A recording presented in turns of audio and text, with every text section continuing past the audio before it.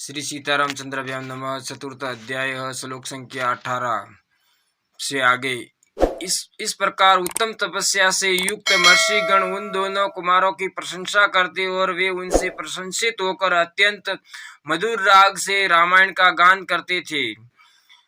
उनके गान से संतुष्ट हुए किसी मुनि ने उठकर उन्हें पुरस्कार के रूप में एक कलश प्रदान किया। किसी दूसरे महायशस्वी महर्षि ने प्रसन्न होकर उन दोनों को वल्कल वस्त्र दिया। किसी ने काला मर्गश्रम भेंट किया तो किसी ने यज्ञोपवीत, एक ने कमंडलू दिया तो दूसरे महामुनि ने मुंज की मेखला भेंट की, तीसरे ने आसन और चौथे ने कोपिन प्रदान किया।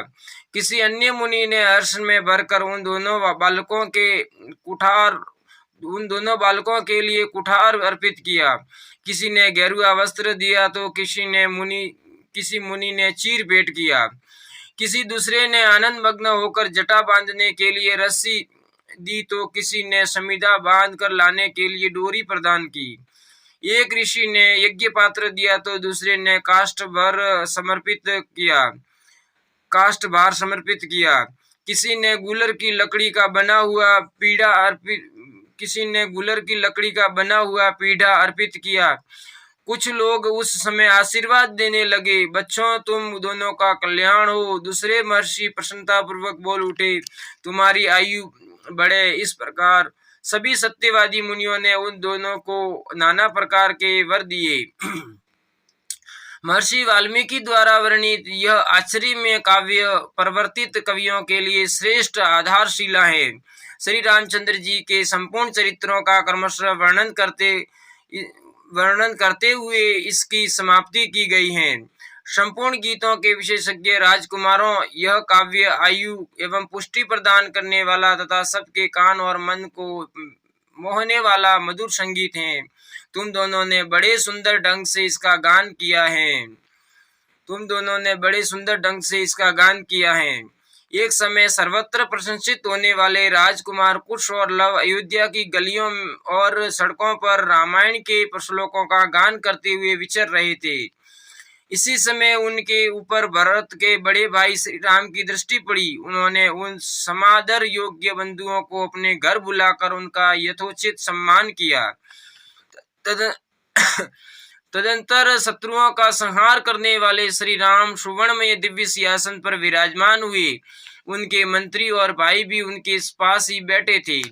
उन सब के साथ सुंदर रूप वाले उन दोनों विनयशील भाइयों की ओर देखकर श्री रामचंद्र जी ने भरत, लक्ष्मण और शत्रुघ्न से कहा, ये देवता के समान तेजस्वी दोनों कुमार विचित्र अर्थ और पदों से युक्त मधुर काव्य बड़े सुंदर ढंग से गाकर सुनाते हैं। तुम सब लोग इसे सुनो। यूं कहकर उन्होंने उन दोनों भाइयों को गाने की आज्ञा दी। आज्ञा पाकर वे दोनों भाई वीणा के लय के साथ अपने मन के अनुकूल तार, उच्च एवं मधुर स्वर में राग अलापते हुए रामायण काव्य का गान करने लगे। उनका उच्चारण इतना स्पष्ट था कि सुनते ही अर्थ का बोध हो जाता था।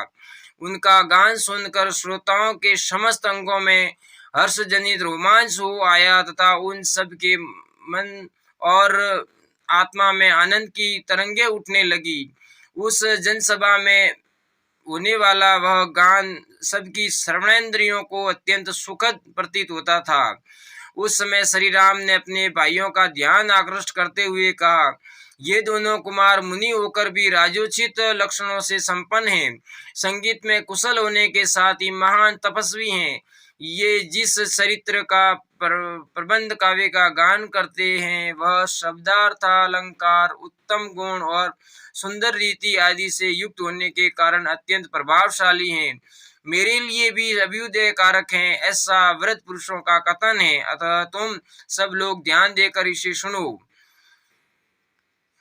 तदंतर श्री राम की आज्ञा से प्रेरित हो वे दोनों भाई मार्ग विधान की रीति से रामायण का गान करने लगे। सभा में बैठे हुए भगवान श्री राम भी धीरे धीरे उनका गान सुनने में तन्मय हो गए। इतिहास श्रीमद् वाल्मीकि रामायणे आदि काव्ये बालकांडे चतुर्थः सर्गः। सियावर रामचंद्र की जय, पवन सुत हनुमान की जय, हर हर महादेव की जय। भक्तों यह वीडियो पसंद आए तो लाइक करना, सब्सक्राइब करना और आगे से आगे शेयर करना। जय श्री सीताराम।